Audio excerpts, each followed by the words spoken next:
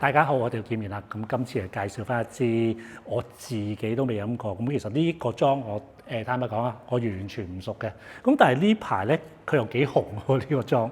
咁樣其實呢個佢已經呢個已經係出到啲第二批㗎啦。咁其實呢個莊就叫La Boule Libre 啦。咁佢就係咧都係全部做翻一啲好少即係好少去做呢個 intervention 即係唔會點樣特別去搞佢啦。佢所有 wine making method 其實都全部都好 natural 啊。佢種提子啊，又唔加啲除蟲劑啊、殺蟲劑嗰啲嘅。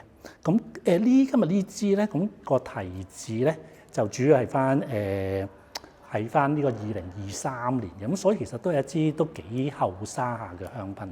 咁其實佢嘅特別之處咧，咁佢就會係翻喺翻呢個做 alcohol fermentation 咧，佢係擺喺木桶咧，就用咗成1年時間嘅。咁所以其實呢個你話2023咧咁樣，2023咁佢去到呢個即係2024先入樽㗎啦。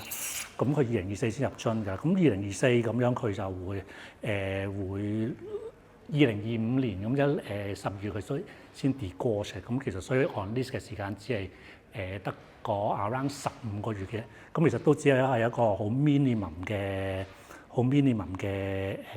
做 bubbles 啦。咁就一陣間又睇睇佢啲 bubbles 咧做得靚唔靚咧，咁就睇睇。咁好啦，咁樣落杯睇睇啦。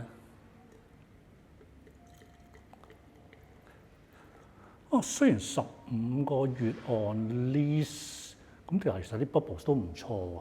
咁其實大家其實都睇到，其實啲 bubbles 水唔會好粗，其實你見到都非常之 fine 啊，都比即係對於我嚟講，其實都幾amazing。因為其實通常如果咁短時間，啲 bubbles 咧通常都會較為粗身好多嘅。咁其實你見到顏色咧都好靚啦，都金黃色啊嚇。個顏色就好吸引啦 ，bubble 食都真係非常之靚。咁唔怪之得呢一排佢都幾多人談論，同埋佢個 production 就真係唔好多，咁都幾難買到其實。咁聞一聞先啦，就非常之香喎。我哋聞到一啲咧較為熟些少嘅 citrus 啦，非常之好喎。跟住背後有少少啲青草啊。都非常之香下支嘢，非常之唔錯。喺而家呢一刻就跟住，其實你跟住慢慢跟住後尾，跟住有啲濕石頭啊咁啲，都整體嚟講，其實一個咁短時間 on list 嘅時間，一支咁 young 嘅香檳佢俾到我嘅嘢咧，我都其實都非常之滿意，好收，非常之滿意都好收貨真係。落口試一試啦。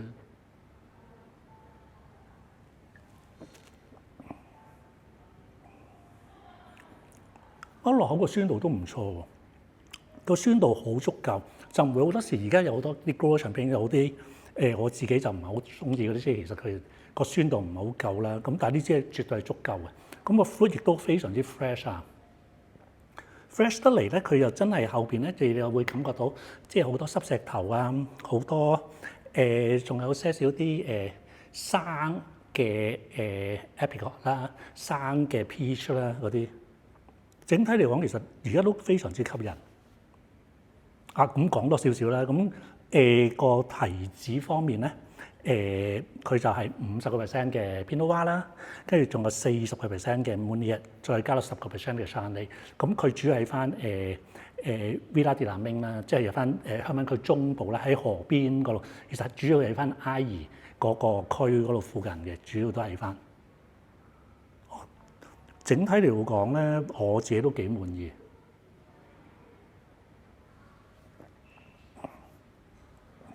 第一啖就可能會覺得淡少少，但係跟住第二啖咧，跟住我就感覺到咧，跟住啲果味啊，跟住就越嚟越豐富啦。個 minerals 啊，其實真係好多喎 ，minerals 好多同埋都好靚。個酸度咧，我覺得而家就比頭先就更加之好。咁樣即係呢支以一支咁後生嘅 Growler Champagne 咧，我自己都非常之滿意。咁呢支個價錢話貴唔貴，話平唔平啦。咁如果而家街價咁around 600幾左右啦，街價係。咁但係其實好似呢支嘢都已經基本上都差唔多已經賣晒㗎。咁若然大家有機會嘅，喺翻一啲網站或者一啲外國嘅網站，你就可以見到我覺得不妨買啲翻嚟試一試。咁我覺得絕對係值得試嘅呢支。咁今日分享差唔多啦，多謝大家。